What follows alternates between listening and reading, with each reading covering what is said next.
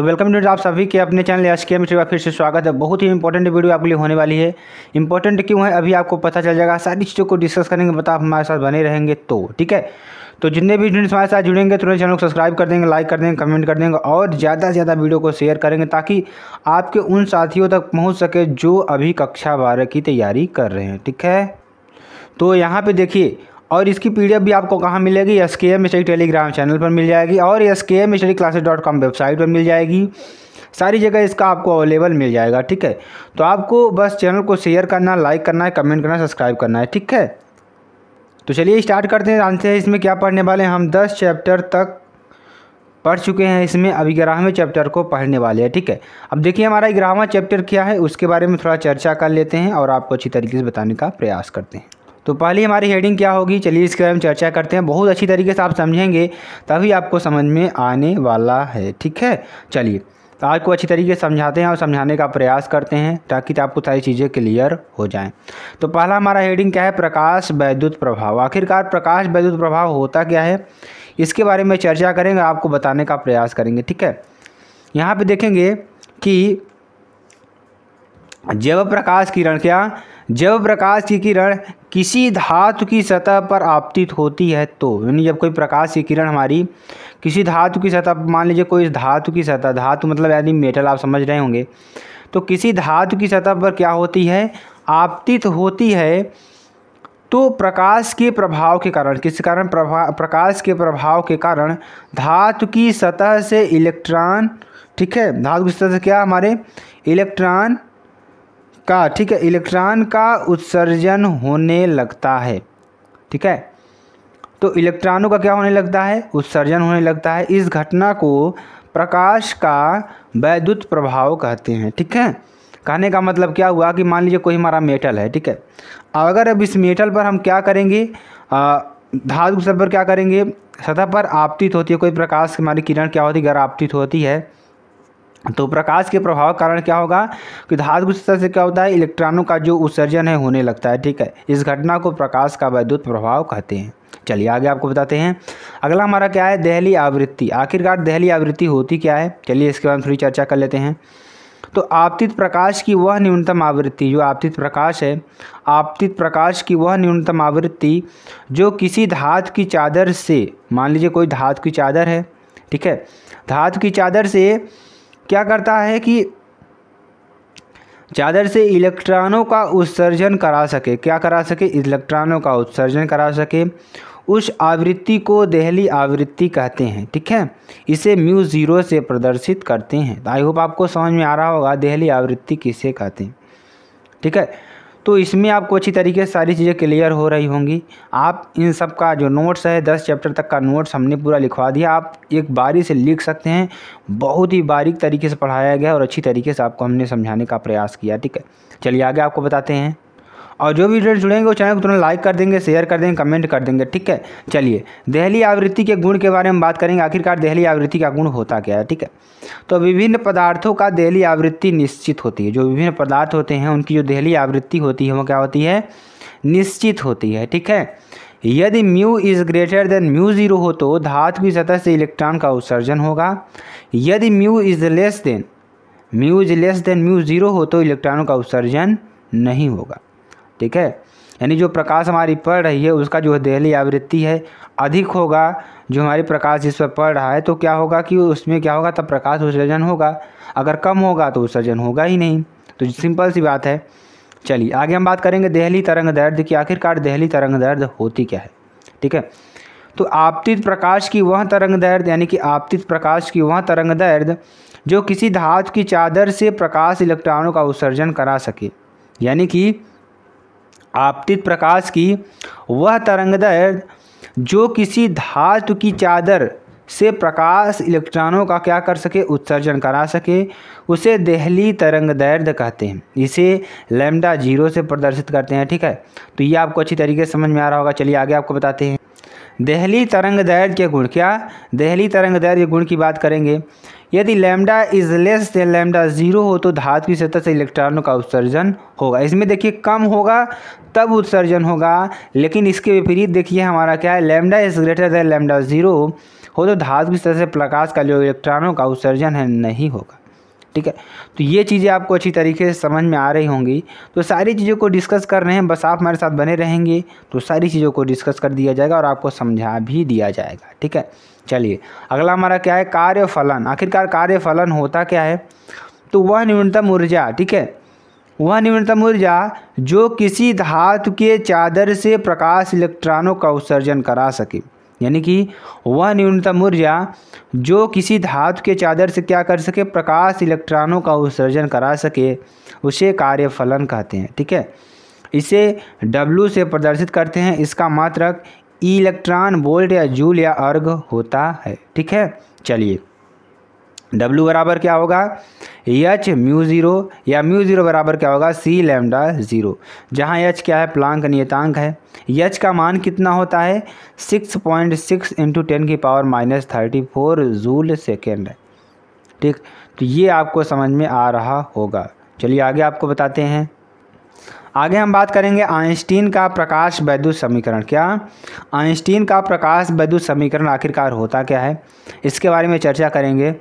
तो आइंस्टीन ने जर्मन के वैज्ञानिक प्लांक के क्वांटम सिद्धांत का सहारा लेकर, जो आइंस्टीन है, आइंस्टीन ने क्या किया, जर्मन के वैज्ञानिक प्लांक के क्वांटम सिद्धांत का क्या लेकर, सहारा लेकर यह बताया कि जब किसी धातु की चादर या सतह पर, जब किसी धातु की चादर या सतह पर प्रकाश फोटान आपतित किया जाता है तो फोटान की वह ऊर्जा H म्यू 2 भागों में विभक्त हो जाती है। ठीक, समझ में आ रहा है ना, कि जब जो भी प्रकाश किसी धातु की चादर पर पड़ता है तो वहाँ क्या होता है, जो उसकी ऊर्जा है, फोटान ऊर्जा H म्यू 2 भागों में क्या होती है, विभक्त हो जाती है। चलिए अब इसको आपको समझाते हैं आपको। ठीक है, प्रथम भाग धातु की सतह पर, जो प्रथम भाग है कहाँ पे पड़ेगी, धातु की सतह पर पड़ेगी। कार्यफलन W के रूप में उपस्थित रहता है, जो कार्यफलन है किसके रूप में, W के रूप में उपस्थित रहता है, तथा द्वितीय भाग सतह से निकलने वाले इलेक्ट्रॉन की गतिज ऊर्जा EK के रूप में उपस्थित रहता है। अगर H न्यू की बात करें तो EK प्लस W, या EK बराबर H म्यू माइनस W समीकरण नंबर 1, या W बराबर H × म्यू ज़ीरो, या EK बराबर क्या हो जाएगा, H mu minus H mu zero, या EK बराबर क्या हो जाएगा, H × mu minus mu zero समीकरण नंबर 2। ठीक है, चलिए आगे आपको बताते हैं। अब देखेंगे म्यू बराबर क्या होता है, C/λ, या म्यू बराबर C/λ ज़ीरो। तो यहाँ से मान रखेंगे, H बराबर क्या हो जाएगा, C/λ माइनस C/λ ज़ीरो। अब यहाँ पे देखिए C कॉमन दिख रहा है आपको, C कॉमन ले लेंगे, EK बराबर HC 1/λ माइनस 1/λ ज़ीरो।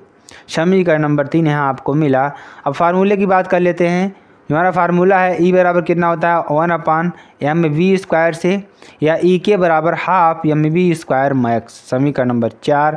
तो समीकरण नंबर 3 और 4 से क्या हो जाएगा, ½ mv² मैक्स बराबर HC 1/λ माइनस 1/λ ज़ीरो, या EK बराबर क्या हो जाएगा, EV0 प्लस W, या ½ mv² मैक्स बराबर HC 1/λ माइनस 1/λ ज़ीरो बराबर EV0। ठीक है, क्या हो जाएगा, EV0। इसको आपको लिख लेना है, बहुत ही इंपॉर्टेंट आपके लिए होगा। ठीक है, चलिए आगे आपको बताते हैं। अब इक्वेशन सेकेंड और थर्ड की बात करेंगे तो H इंटू क्या हो जाएगा, म्यू माइनस म्यू ज़ीरो बराबर क्या हो जाएगा, 1/2 mv² मैक्स, या H बराबर mu minus mu zero 1/2 mv² max बराबर EV0। ठीक है, ये आपका हो जाएगा। चलिए आगे आपको बताते हैं द्रव्य तरंगे। आखिरकार द्रव्य तरंगे होती क्या हैं, उसकी हम बात करेंगे, बहुत ही इंपॉर्टेंट टॉपिक आपके लिए होगा। ठीक है, चलिए आगे आपको बताते हैं। अब द्रव्य तरंगे की बात करेंगे तो जब कोई कण फोटान गति करता है तो उस कण के साथ सदैव एक तरंग संबंधित होती है। जब कोई कण या फोटान क्या होता है, गति करता है तो उस कण के साथ क्या होती है, सदैव एक तरंग संबंधित होती है, जिसे क्या कहते हैं, हम द्रव्य तरंगे कहते हैं। क्या कहते हैं, द्रव्य तरंगे कहते हैं। ठीक है, चलिए तो ये आपको समझ में आ रहा होगा, बहुत ही सिंपल सी परिभाषा है। तो चलिए आगे आपको बताते हैं डी ब्रॉगली समीकरण के लिए व्यंजक। तो डी ब्रॉगली समीकरण के लिए व्यंजक क्या होगा, बहुत ही इंपॉर्टेंट है ये। ठीक है, तो माना प्रकाश में उपस्थित कण का द्रव्यमान, जो प्रकाश में उपस्थित कण का द्रव्यमान है यम, प्रकाश की चाल सी, प्लांक नियतांक एच एवं प्रकाश के चाल की आवृत्ति म्यू हो तो, ठीक है। तो आइंस्टीन के द्रव्यमान ऊर्जा समीकरण से क्या होगा, ई बराबर एम सी स्क्वायर, क्या होता है, ई बराबर एम सी स्क्वायर, ठीक है। चलिए आगे आपको बताते हैं। प्लांक के क्वांटम सिद्धांत से क्या होगा, ई बराबर एच म्यू, क्या ई बराबर एच म्यू, समीकरण नंबर 2। तो इक्वेशन फर्स्ट और सेकंड की बात करेंगे तो एच म्यू बराबर क्या हो जाएगा, एम सी स्क्वायर, क्या एच म्यू बराबर क्या हो जाएगा, एम सी स्क्वायर, या एच इंटू सी अपान लैम्डा बराबर एम इंटू सी, या एच अपान लैम्डा बराबर एम इंटू सी, समीकरण नंबर 3, ठीक है। यहाँ से सी कैंसिल हो जाएगा और म्यू का मान हमें मालूम है सी अपान लैम्डा, ठीक है। तो यहाँ से एक सी कैंसिल हो जाएगा, एच अपान लैम्डा बराबर क्या बचेगा, एम सी, ठीक है। तो सी बराबर किसके बराबर होगा, वी के बराबर होगा, क्योंकि ये वेग है, दोनों वेग के बराबर होंगे। तो एच अपान लैम्डा बराबर एम वी, या एच अपान लैम्डा बराबर एम वी किसके बराबर होगा, संवेग के, यानी कि पी के बराबर हो जाएगा। तो यहाँ पे क्या हो जाएगा हमारा, यहाँ पे हमारा निकल कर आएगा, क्या निकल कर आएगा, एच अपान लैम्डा बराबर पी, जहाँ एच क्या है हमारा 6.6 इंटू 10⁻⁻34 जूल सेकेंड, ठीक है। और प्लांक नियतांक है और पी हमारा क्या होगा, संवेग होगा, ठीक है। चलिए आगे आपको बताते हैं। अब हम बात करने वाले हैं प्रकाश वैद्युत प्रभाव के नियम की बात करेंगे, जो आपके लिए बहुत ही इंपॉर्टेंट है, ठीक है। तो प्रकाश वैद्युत प्रभाव की बात करेंगे तो किसी धातु की सतह से, क्या, किसी धातु की सतह से प्रकाश इलेक्ट्रॉनों के उत्सर्जन की दर धातु की सतह पर पड़ने वाले प्रकाश तीव्रता के अनुक्रमानुपाती होता है। यानी कि कहने का मतलब क्या है कि धातु की सतह से प्रकाश इलेक्ट्रॉनों को जो उत्सर्जन की दर है, जो धातु की सतह जो प्रकाश उत्सर्जित हो रहे हैं उसकी जो दर है, धातु पर प्रकाश पर पड़ने वाली जो तीव्रता है उसके अनुक्रमानुपाती होगी, ठीक है। यानी E is directly proportional to जो धातु का उत्सर्जन दर है, यानी कि आप कह सकें, क्या कह सकें, ठीक है। चलिए आगे देखेंगे। उत्सर्जित प्रकाश इलेक्ट्रॉनों की अधिकतम गतिज ऊर्जा प्रकाश की तीव्रता पर निर्भर नहीं करता। जो उत्सर्जित प्रकाश इलेक्ट्रॉनों की अधिकतम गतिज ऊर्जा है वो प्रकाश की तीव्रता पर निर्भर नहीं करता है, ठीक है। चलिए, प्रकाश इलेक्ट्रॉनों की अधिकतम गतिज ऊर्जा प्रकाश की आवृत्ति बढ़ने पर क्या होगी, बढ़ती है, ठीक है। यानी कि E K is directly proportional to mu, या E K is equal to h mu, ठीक है। चलिए, यदि आपतित प्रकाश की आवृत्ति एक न्यूनतम मान से कम है तो धातु से कोई भी इलेक्ट्रॉन उत्सर्जित नहीं होगा, ठीक है। चलिए आगे आपको बताएंगे। वह न्यूनतम आवृत्ति भिन्न भिन्न धातुओं के लिए क्या होगी, अलग अलग होती है। जो यहाँ न्यूनतम आवृत्ति होती है, देहली आवृत्ति जो होती है, अलग अलग धातुओं के लिए क्या होती है, अलग अलग हमारी निकल कर आती है, ठीक है। ये आपको समझ में आ रहा होगा। चलिए आगे आपको बताते हैं। आगे देखिए क्या होगा, यहाँ बहुत ज़्यादा इंपॉर्टेंट है, ये भी है, ठीक है। यानी प्रकाश के धातु की सतह पर गिरते ही इलेक्ट्रॉन उत्सर्जित होने लगते हैं, ठीक है। यानी कि प्रकाश के धातु की सतह पर गिरते ही इलेक्ट्रॉन क्या होते हैं, उत्सर्जित होने लगते हैं। अगर कोई धातु की सतह पर गिर रही है मेरे प्यारे स्टूडेंट्स, तो वहाँ क्या होगा, उससे क्या होंगे, जो इलेक्ट्रॉन है वह उत्सर्जित होने लगेंगे, ठीक है। चलिए आगे आपको बताते हैं। इलेक्ट्रॉन से संबंधित डी ब्रॉगली तरंग दैर्ध्य, ठीक है। चलिए, माना फोटॉन का द्रव्यमान m, वेग v एवं विभव v हो तो E के बराबर हाफ एम वी इसका समीकरण नंबर 1, ठीक है। E बराबर EV समीकरण नंबर 2। अब समीकरण नंबर 1 और 2 से क्या निकल कर आएगा हमारा, EV बराबर हाफ एम वी स्क्वायर, यानी कि V का मान कितना होगा, एच अपान एम लैम्डा, ठीक है। और EV बराबर क्या हो जाएगा, हाफ एम इंटू एच अपान एम लैम्डा का होल स्क्वायर, ठीक है। चलिए आगे आपको बताते हैं।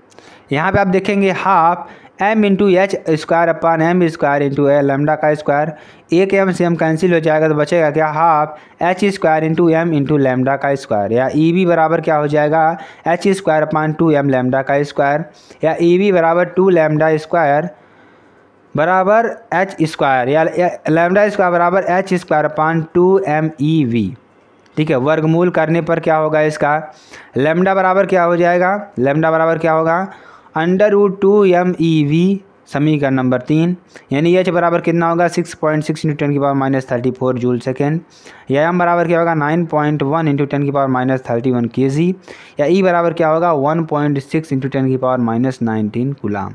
ठीक है, लैम्डा बराबर क्या होगा 6.6 इंटू 10 की पावर -39 अपान 2 इंटू 9 पॉइंट इंटू 10 की पावर -31 इंटू 1.6 इंटू 10 की पावर -19 वी।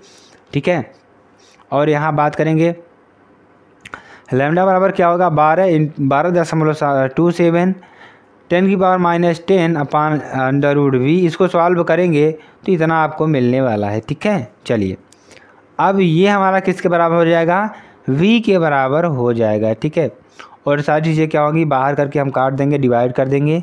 ठीक है, चलिए आगे आपको देखेंगे समीकरण नंबर 5 बन जाएगा। आगे देखेंगे क्या होने वाला है, तो आपकी यही तरंग दैर्घ्य निकल कर आने वाली है। ठीक है, चलिए आगे आपको बताते हैं कौन सा टॉपिक आने वाला है। चलिए आगे देखेंगे यहाँ पे प्रकाश की कणात्मक प्रकृति तथा क्वांटम सिद्धांत, यानी प्रकाश की जो कणात्मक प्रकृति एवं क्वांटम सिद्धांत है आखिरकार होता क्या है। तो प्रकाश फोटॉन सिद्धांत के अनुसार प्रकाश ऊर्जा के छोटे छोटे बंडलों या पैकेटों के रूप में चलता है। जो प्रकाश होता है वो क्या होता है सिद्धांत के अनुसार, यानी फोटॉन के सिद्धांत के अनुसार क्या होता है कि प्रकाश जो होता है ऊर्जा के छोटे छोटे बंडलों या पैकेटों के रूप में चलता है, जिसे फोटॉन या क्वांटम कहते हैं। ठीक है, तो यहाँ से अगर देखेंगे तो प्लांक के क्वांटम सिद्धांत के अनुसार ई बराबर क्या होगा एच म्यू, या म्यू बराबर सी अपान लैम्डा।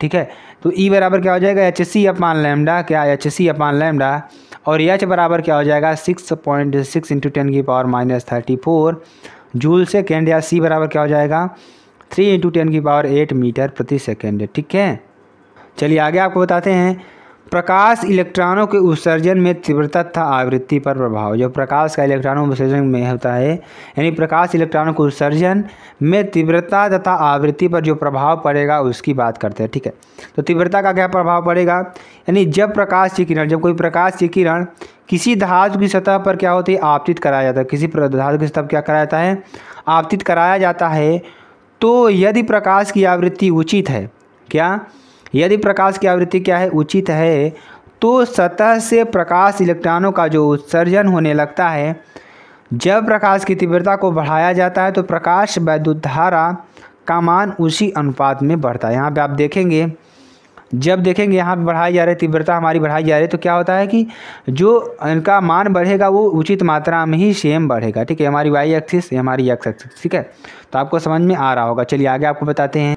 अब देखेंगे आवृत्ति पर प्रभाव की बात करेंगे, तो माना आवृत्ति को एक्स अक्ष पर तथा गतिज ऊर्जा वाई अक्ष पर लेकर ग्राफ खींचते हैं। क्या करते हैं, ग्राफ खींचते हैं, तो एक सरल रेखा मिलता है। क्या मिलता है, एक सरल रेखा मिलती है। ठीक है, ये हमारी वाई एक्सिस है, ये हमारी एक्स एक्सिस है। ठीक है, तो यहाँ पे क्या हो रहा है, ये एक सरल रेखा मिलती है। ठीक है, क्या हमारी एक सरल रेखा मिलेगी।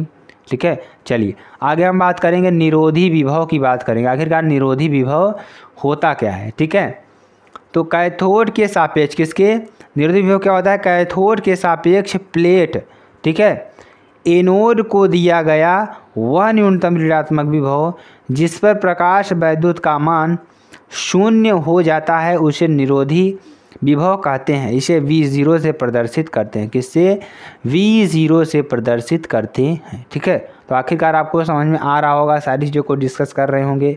चलिए आगे आपको बताते हैं। तो टोटल आपका यहाँ 11वां चैप्टर था जो आपके लिए बहुत ही इंपॉर्टेंट है। तो स्टूडेंट आपको वीडियो कैसी लगी कमेंट सेक्शन में बता दीजिएगा, और साथ साथ बेल आइकन को भी दबा लीजिएगा, और इसकी PDF भी आपको मिल जाएगी कहाँ, SKM मैसेज टेलीग्राम चैनल पर। ठीक है, तो अगर वीडियो अच्छी लगती है तो आप चैनल को लाइक कर सकते हैं, शेयर करते हैं, कमेंट कर सकते हैं। ठीक है, तो आपको चलिए अगले चैप्टर में मिलते हैं, 12वें चैप्टर में फिर मिलते हैं नेक्स्ट वीडियो में। तब तक के लिए जय हिंद, जय भारत।